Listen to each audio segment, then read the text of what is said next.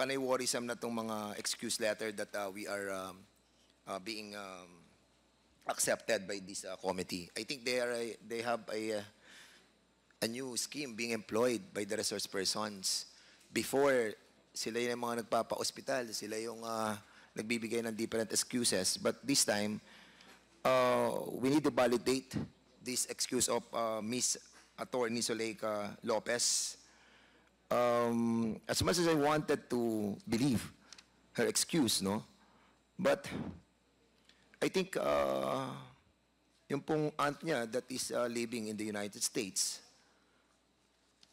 can possibly stand on her own, especially the healthcare system of the United States.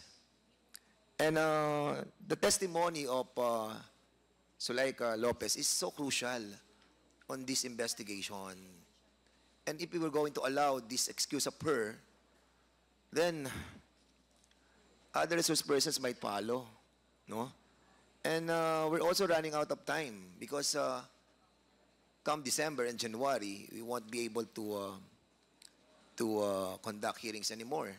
So, I think, as much as I wanted to agree with the humanitarian reason that being employed by this letter, I think let's not accept this letter anymore, Mr. Chairman.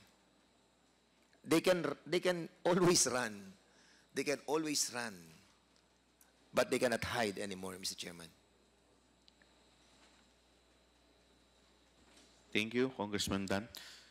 Deputy Speaker, J.J. Suarez. Actually, I am also one with the position of Congressman Fernandez, given that the committee has already exercised patience and understanding in these resource persons. I mean, wag din natin kakalimutan, Mr. Chair, na mga public officials po ito. Trabaho po nila yung umattend, dumalo, para may paliwanag kung paano ba nagastos yung ilang mga pondo na pinag-uusapan po natin dito. However, in the same way, Mr. Chair, when I was reading the letter of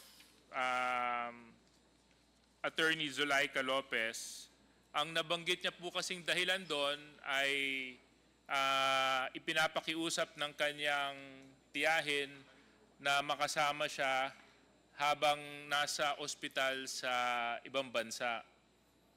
At lahat naman po tayo, may mga pamilya po tayo, because of humanitarian reasons and you know, maybe we can extend a little bit more our understanding if my fellow committee members would accept my explanation. We can accept the letter of Attorney Zuleika Lopez, but only until our next committee hearing, Mr. Chair. Dahil ako naman po ay reasonableng tao, kasi lang siyempre may hangganan. Ngunit kung ang hinaharap naman po ng isang individual ay talaga namang isang dahilan na hindi maiiwasan, siguro po sa susunod na pandinig ng committee hearing, wala na po siguro siyang dahilan para hindi dumalo. Para po ito kay Attorney Zuleika Lopez, Mr. Chair. Thank you, Congressman, Deputy Speaker J.J. Suarez. Mr. Chair, kasi natatawa po ako dito talaga sa dokumentong to. Siya lang ba po ba yung pamangkin ng tita niya? Wala na po ba ibang pamangkin? Wala na po ba siyang asawa na padadala? Because we are tackling so much issues about her. And this is a clear evasion, Mr. Chairman. Hindi po to justified, itong letter na to. And at the same time, I'm pretty confused, ano, with this Kaiser Permanente. Ngayon ko lang po nakita tong Xerox copy na to na that was sent to us.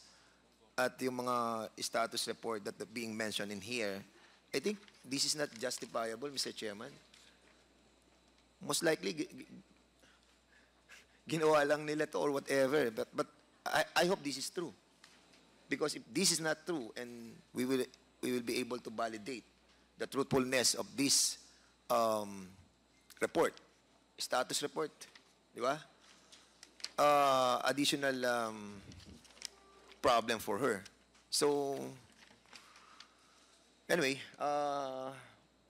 dahil malaki rin po respeto ko kay DS, JJ, sige po, I'll be, hindi naman po ako nag-motion. That is my manifestation, Mr. Chairman. So, I will agree with the position of the whole body, Mr. Chair.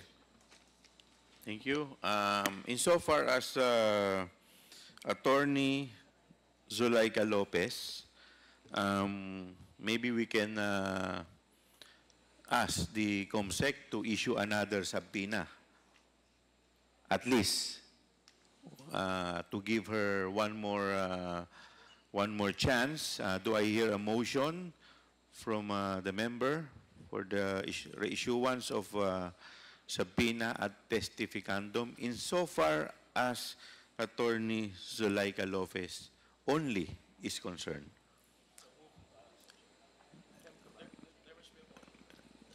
Do I hear a motion? Mr. So Chair, moved, Mr. Chair. Yes, Congressman Acop. since we have discussed the situation of Attorney Lopez, No, we still have to yes, move for a and, motion.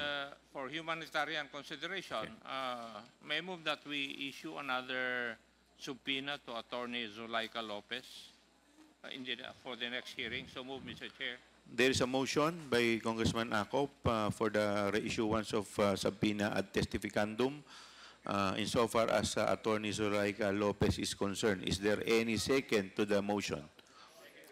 Duly seconded. Is there any objection? Hearing none, the motion is carried.